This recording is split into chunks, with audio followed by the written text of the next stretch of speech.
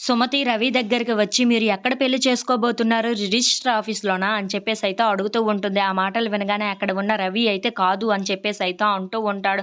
ఇంతలో అక్కడ ఉన్న సుమతి అయితే మరి ఎక్కడ చేసుకోబోతున్నారు? అని చెప్పేసైతే అడుగుతూ ఉంటుంది. ఇంతలో అక్కడ ఉన్న రవి మాత్రం మీరు పూలమ్ముతారు కదా! ఆ షాపు పక్కన ఇంకో షాపు ఉంది కదా! అక్కడే పెళ్లి చేసుకోబోతున్నాం అని చెప్పేసైతే అంటూ ఉంటాడు. ఆ మాటలు వినగానే అక్కడ ఉన్న సుమతి అయితే ఒక్కసారిగా షాక్ అయిపోయి రవి వైపు చూస్తూ ఉండిపోతుంది. అవును, నువ్వే ఎలాగైనా సరే హెల్ప్ చేయాలి. ఆ రోజు మీ అమ్మ రాకుండా నువ్వు చూసుకోవాలి. అలాగే ఆ షాప్ వాళ్ళని కూడా నువ్వే ఎలాగైనా అడిగి మా ఇద్దరి పెళ్లి నువ్వే దగ్గరుండి చెయ్యాలి సుమతి అని చెప్పేసైతే బ్రతిమిలాడుతూ ఉంటాడు.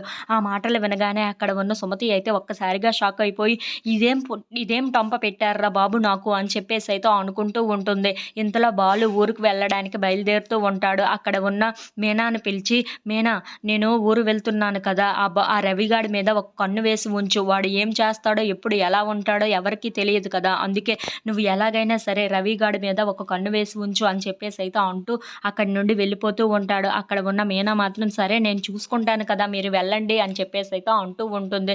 ఇంతలో అక్కడ ఉన్న సుమతి అయితే రవిని చూస్తూ అసలే బాలుకి మీనా మీద చాలా కోపంగా ఉంటుంది. ఇప్పుడు నువ్వు ఈ పని చేశావు అని అంటే బావకి మరీ కోపం ఎక్కువ వచ్చేసి అక్కని ఏమనేస్తాడో ఏమో, నాకైతే చాలా బాధగా ఉంది, భయంగా ఉంది అని చెప్పేసైతే అంటూ ఉంటుంది. If you like this video please like, share and subscribe.